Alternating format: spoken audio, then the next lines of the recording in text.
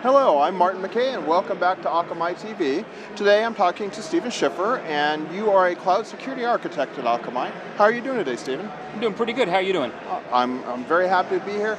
Now, you and I have had some conversations already about an interesting topic, the continuum of botnets, how some of them are good, some of them are bad, but even when you can identify them, there's a lot of gray area in between. What do you mean by that gray area? Well, the gray area is that when you think about bots these days, good, bad, are becoming smaller and smaller. We're finding that it's usually in the eye of the beholder of what defines good, what defines bad. Well, I mean, isn't there just one size fits all term for bad bots, or what are some of the defining features of what I would consider a bad bot? Sure, and there are some that are obviously malicious, and those that have a malicious intent and have a malicious outcome are obviously something that we want to block. But a lot of bots these days, we have found when it comes to interacting with our customers, they might be good, they might be gray as defined by other customers or other industries, but for them and those customers themselves, they really are more along the lines of something that's causing a bad outcome with them. So while good intentions, bad outcome. So give me an example of where a good bot might have a bad outcome. So simple things like someone miscoding and doing a bad redirect, or doing a bad, not being able to handle HTTPS but constantly wanting to check in, that then causes that bot to constantly interact with the site over and over and not be able to receive the response it wants, potentially causing a DDoS effect. Okay, but what do you actually mean? I mean, let's go even more basic. What do you actually mean when you say bot? Bot is anything, you can think of a bot as a non-human. So the way the internet works these days, we have a slew of different interactions with the site that help determine search engine optimization.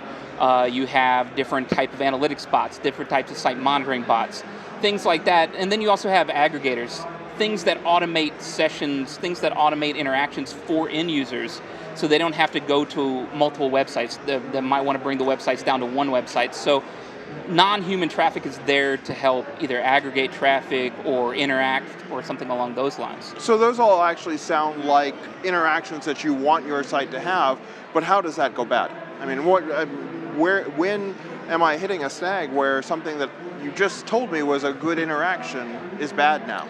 Well, again, it goes back to, even from a company point of view, might not just be from a company point of view, but for individual sections of that company might have a specific way the site design that interacts badly with a different bot.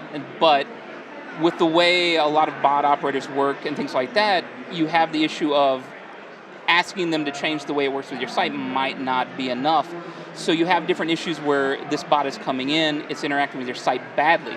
It might be needed, it might be something to do analytics, it might be something to do optimization, but for that specific subsection of the site, it's a bad outcome. So you need to define it and have a way to control those interactions.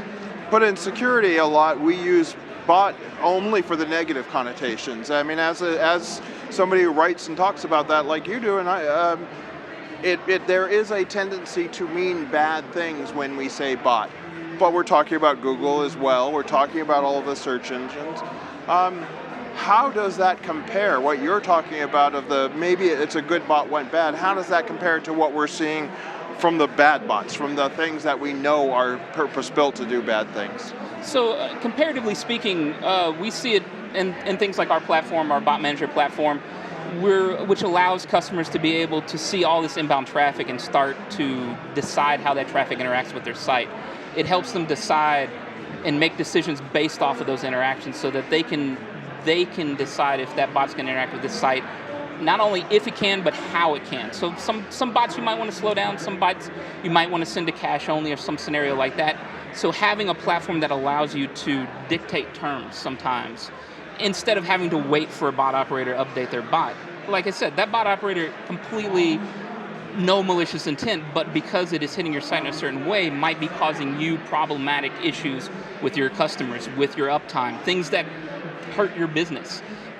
Well, I mean, I've talked to customers who have partners, and the partners are hitting an API, they're hitting a website to do a crawl, and somebody misconfigures the product. That's to me what I've heard of for those good bots that have gone bad, is that not malicious but accidental misconfiguration. And that happens a lot. I've heard cases of even some search engine bots that hit a site catalog and had a recursion issue that caused it to spawn off millions of requests against that one catalog, where even though that is search engine optimization bot is a critical bot to have on your site, having it take down your catalog on your product catalog is something that is counterintuitive there. So being able to help determine that and help stop that interaction with that particular area until the operator can fix it is a critical piece for our customers as they're utilizing their platforms. Now, are you going to be using the same tools to fight bad bots that you do to fight misbehaving good bots?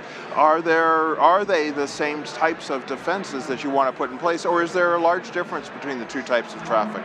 At a base level, it's the same tooling, but from an ideology and from a capability, it goes into drastically different areas. So we're looking to educate and enable our customers on determining how they want this non-human traffic to be able to interact with their site.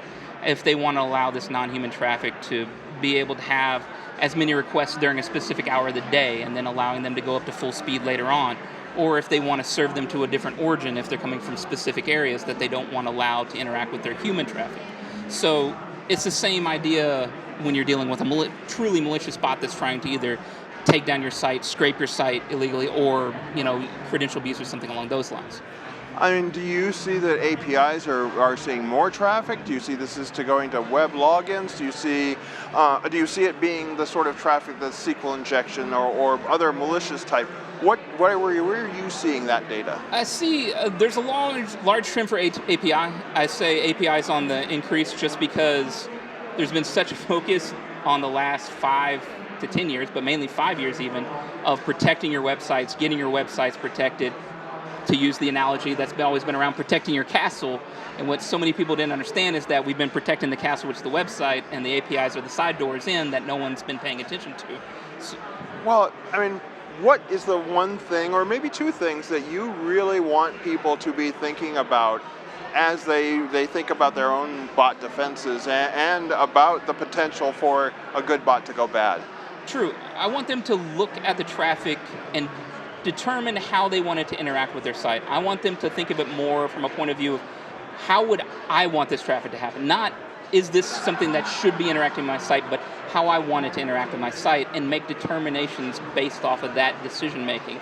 It sounds simplistic, but it's something that is a very difficult thing to do, to go back and look at different sections and to be able to segment your different pieces of your site and say, how do I want non-human traffic to interact with this site?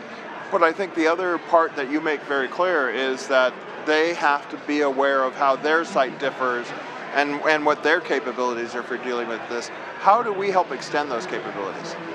Well, through our professional services, we have quite a few individuals that understand this, that work in this in different industries, because quite honestly, depending on what industry in between finance, commerce, healthcare, services, all those industries which actually I've worked with, the scenario changes, the need changes. So having experts that can come in and help advise in those areas, and then being able to have a platform like our Bot Manager platform that gives you the information from a different point of view that most customers usually don't see, so they can better understand the traffic, so they can make those decisions in a more total way than just what they see locally at their origin.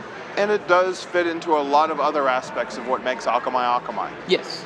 So, Steven, I have been talking to you about sort of the differences between what people see in bot traffic and what they have to be aware of.